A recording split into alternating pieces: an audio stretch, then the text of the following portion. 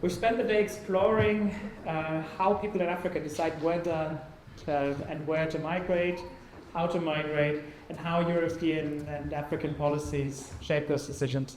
The panelists just discussed many of the really difficult policy questions. Thank you for challenging them, asking really the tough questions that many of us had on our mind. And I now have the opportunity to spend 20-25 minutes to zoom out from the date and provide a bit of connective tissue and some kind of meta takeaways and hopefully a narrative that you agree with, at least in large parts. Let's begin with a simple observation. Migration is not chaos. Yeah, it's the outcome of millions of deliberate decisions by people to adapt to the policy environment which is changing around them. And yet much of the policy debate that we're having in Europe, not so much here in the room with lots of experts, but outside as well as on social media, is not always rooted in the facts.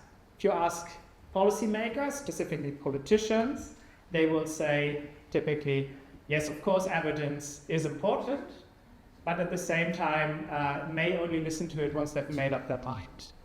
Yeah, and that's one of the challenges we have. So what I'll try to do is provide a couple of arguments that can hopefully connect to people of very different political colors across the spectrum, because they make sense no matter what your philosophical or otherwise foundations are. Another reason why these policy debates are not always rooted in the facts is, of course, that the facts are not established yet, right? So many of the questions you asked in the research sessions before lunch were right at the frontier where our project or future projects, hopefully some of them funded by the EU, will provide these and establish these facts. So it's another issue. And DYNAMIG really was designed to close some of these gaps in knowledge.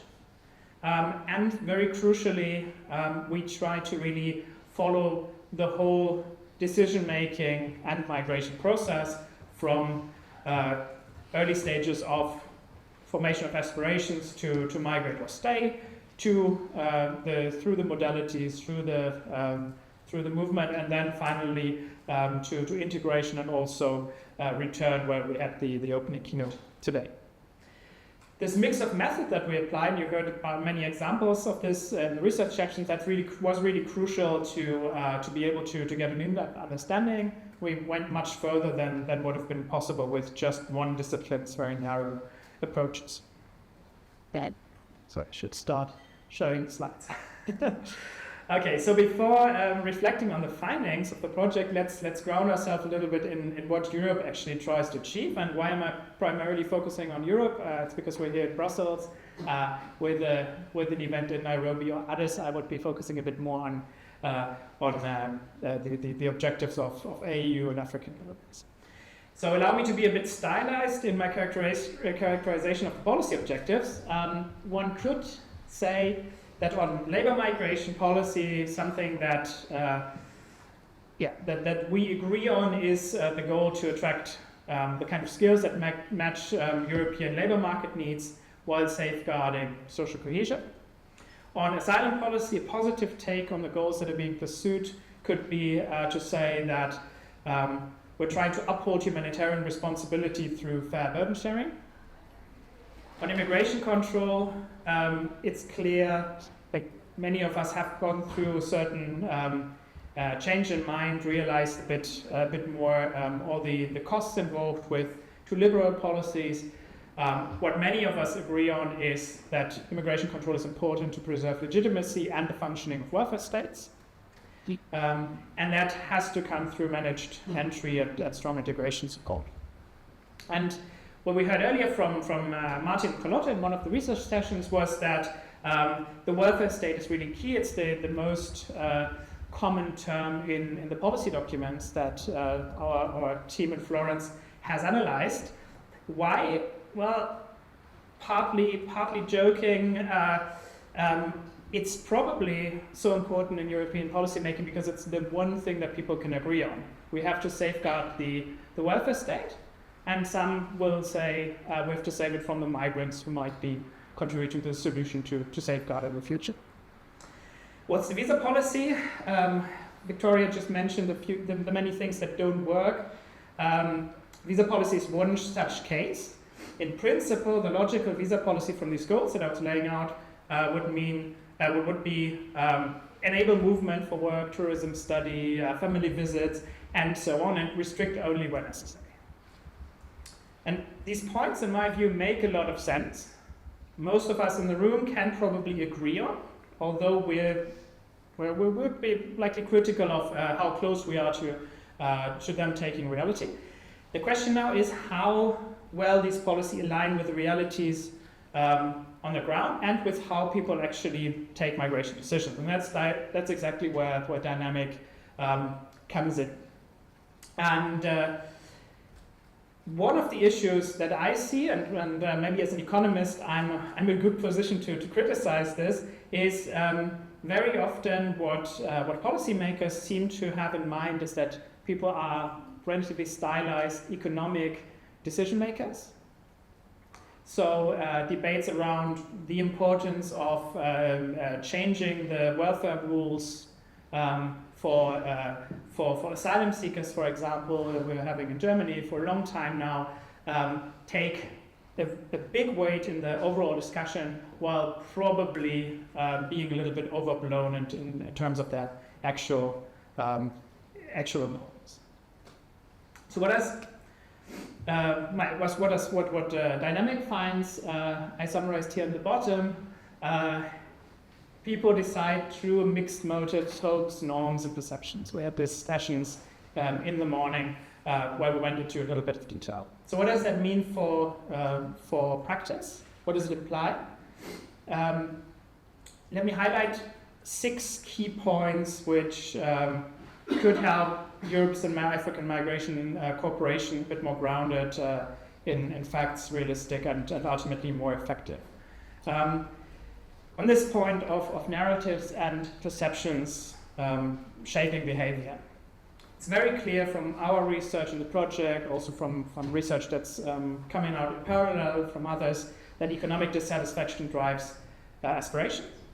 And in addition, narratives like there's no future here, going abroad means dignity, and others make important predictors of who migrates, how people migrate, what types of risk they take. Now, what's important is to also see that policy can affect narratives and perceptions through local success stories, by credible information, and most importantly by visible improvements in governance and economic fundamentals. And who's in the driver's seat for these improvements? That's the countries of origin. That's a contrast with this focus on destination country rules. Yeah.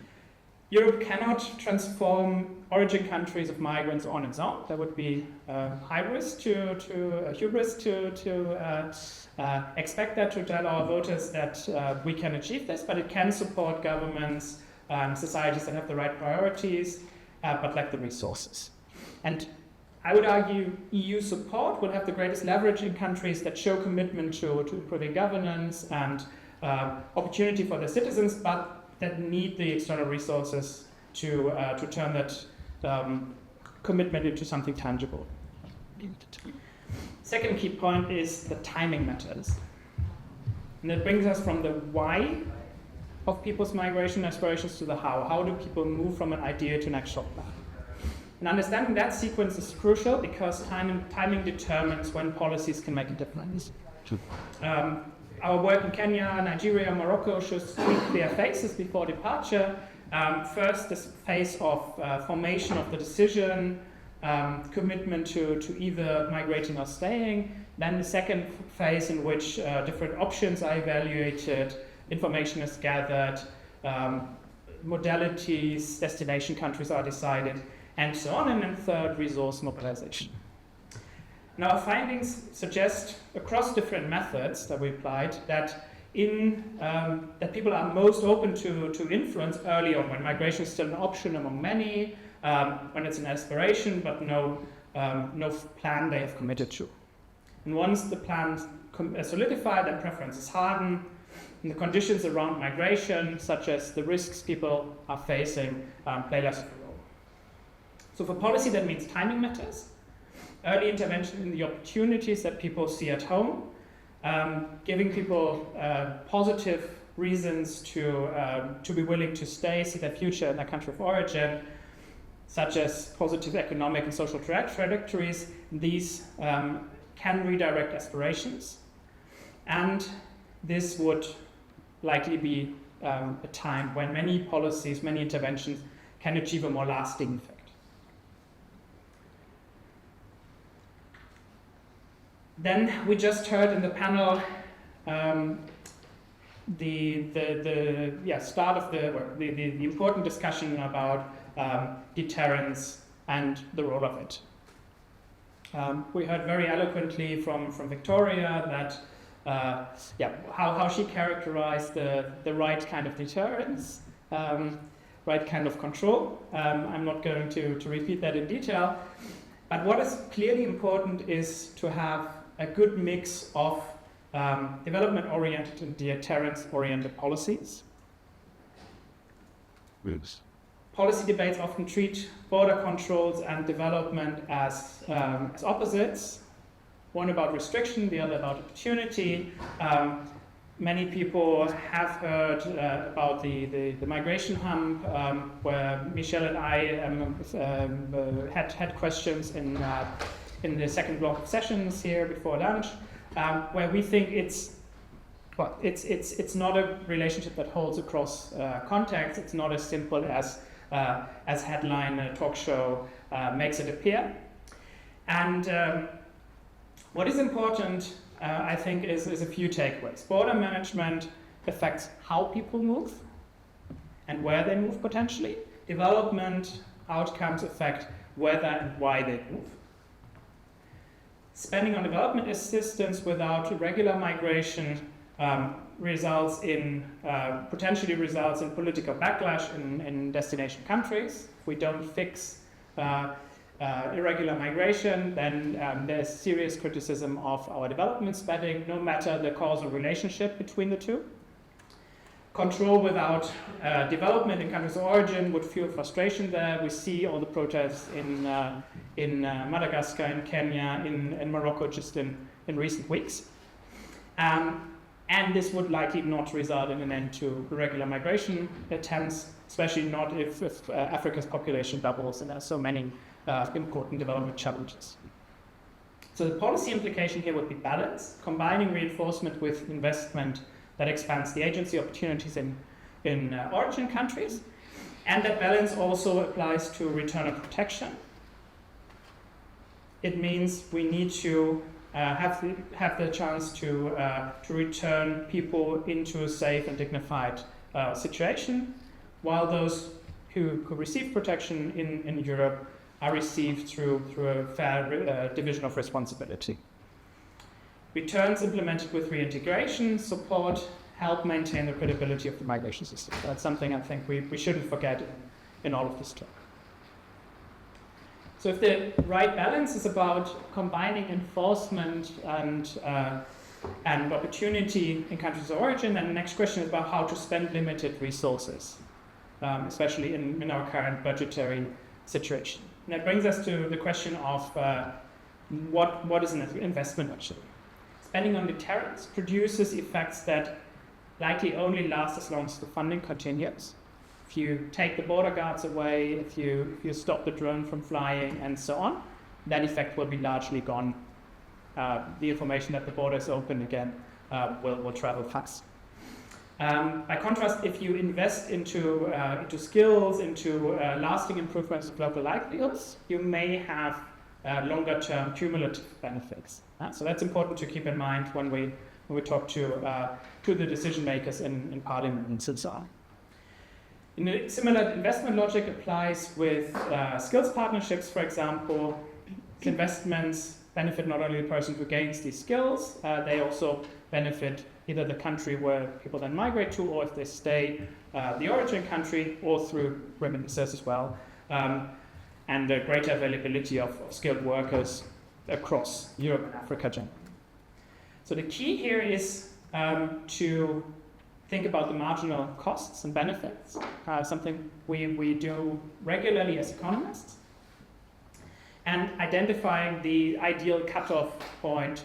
Where does increasing deterrence make long-term sense? Where does, until what point should we rather focus on other types of policies? It's very difficult. We lack a lot of the information necessary to identify this cutting point. So future research will be required. What's also required is that these deterrence-oriented and development-oriented policies are not decided in silos, in different DGs, different national ministries who do not talk to each other. If we want to find the optimal point for this, then they need to cooperate. Some of the research that's been carried out in our project talks to specifically the type of interventions that can be done. I presented briefly the work we did on the EU Emergency Trust Fund for Africa earlier. And the empirical results there underline that when local livelihoods, basic amenities improve, then migration aspirations decline. And that's in line with well-targeted development spending in other areas. And you saw, if you participated in that session, you saw that I argued that development policy is a legitimate tool in the policy toolkit. Further research will be needed to refine what kind of interventions are effective in what context.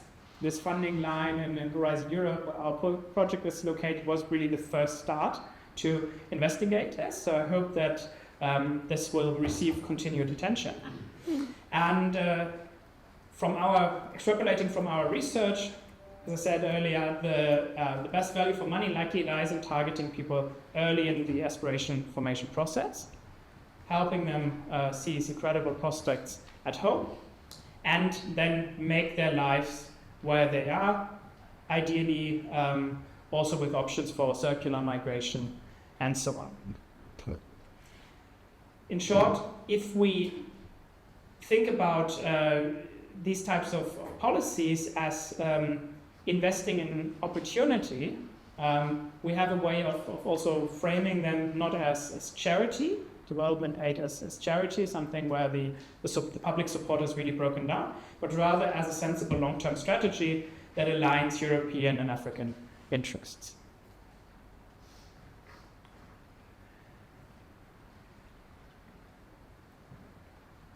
So what about perceptions of policymakers around this? The work our colleagues presented here in the room earlier today suggests that European as well as African policymakers focus a lot on the destination and the journey characteristics of migration decisions, and they likely underestimate the importance of origin factors. Similarly, that came out in the presentation on the analysis of policy documents that I mentioned. That mismatch potentially results in policies that are ill-fitted to the true motives of people, at least some of the people they target. And better understanding that gap is therefore key, and I'm sure that our team has also taken many ideas how to further that research agenda. One group I would like to highlight is female migration, or women, who tend to go under the radar in policy making. In my experience, if I look at policy documents, it's typically they are typically built with male migrants in mind. Yet what we find are a number of important things: stronger normative and safety-related barriers. I would argue, based on research on attitudes that I conducted, that women are probably in a better position to fill many of the labor shortages we have in Europe. There's greater acceptance of female migrants than of male migrants among many voters in Europe. There is often quite good integration outcomes, as long as integration support is there for childcare and so on. Yet, especially women often lack safe and transparent recruitment options, and things like family-compatible pathways may be more important. So making recruitment specifically consider that dimension of gender is, in my view, really a relatively low-hanging fruit, where we could make many more things available. And then looking across many different African countries, women have a much harder time participating in the economy in a male-dominated world generally. So that also helps improve outcomes for a group which tends to have a tougher situation than male citizens. Beyond gender, migration is really something that's individual. Family members, peers, recruiters, online communities shape the expectations, and often more strongly than official channels. And if we take these social dynamics seriously, thinking about intermediaries, one of you asked this question about learning from the Philippine model, where there's really tough regulation on intermediaries. These are things we should probably pursue more in Europe to make the situation, especially along labor migration and study migration pathways, fairer and more effective, and also facilitate visa processes which are really plain dysfunctional. So, what can we advance? Many of the results, many of those we didn't have time to cover today, help redefine what a realistic and balanced partnership between Europe and Africa can rely on and build on.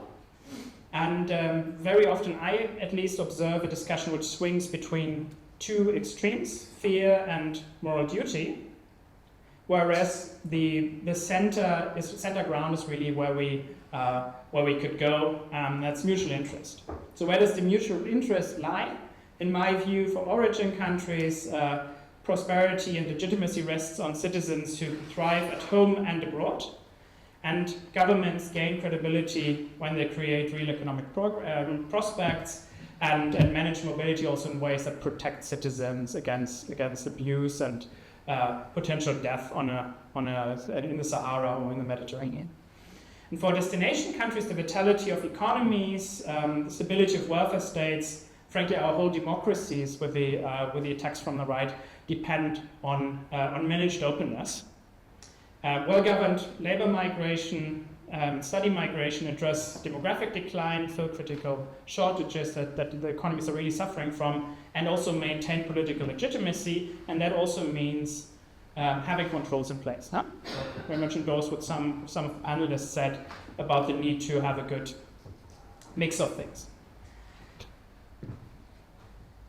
So why is that even almost something you cannot disagree with? I think this is this graph. Sorry for those 40 minutes behind the plant of the screen on the other side.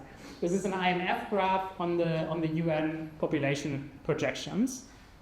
And what you see here is that one of the blue lines is Europe, including Russia, that is, so even more than EU. And then we have Africa's population. Africa is currently adding about 1 European Union in population every decade. And Europe is declining in population. If you take out immigration, many of the countries, including Germany, would have shrunk since the 1970s. So it's very, very crucial that we counter to some extent this demographic decline in Europe. And in Africa, as we heard from Dr. Sabello and others during the day, we have an urgent need to create opportunities and jobs. So the choice is then really between both continents running into very serious problems of different kinds, or to specifically work together in building a durable and long-term oriented partnership. And that's also, again, where dynamic evidence comes in. Because when policies are grounded in evidence and mutual interest, then that's really the sweet spot also in terms of policy effectiveness. Some of our research shows. Recentering the conversation on migration and migrants as decision makers who will evade rules they dislike is really crucial, and we shouldn't see migration as a zero-sum game, but rather as part of a shared future that we can shape with smart policies. And if Europe and Africa act on that insight, then cooperation can move beyond emergency management towards really a beneficial long-term partnership. And I'm convinced, also based on the kind of opinion type of research that I did in the past 10 years, that this is what voters want to see. So European voters, according to all the evidence I've seen on attitudes towards migration policies and also aid policies, want to see strategy in place, a strategy that's being enforced, that's long-term and not kind of patchwork. And they want, as one of the panelists earlier said, security and safety with that. Once that's in place, once that guaranteed, things are under control, they feel there's a long-term plan in place, then they want prosperity, and they are very willing to support refugee protection. So that's something we can build on, and when we can actually also make sure we fulfill important public goods such as refugee protection. All of that joint thinking about mutual interest, thinking realistically about how policies affect migration decisions and how people might try to evade ill-conceived policies will help us to achieve these, or get closer to achieving these 4 policy goals that I started out with.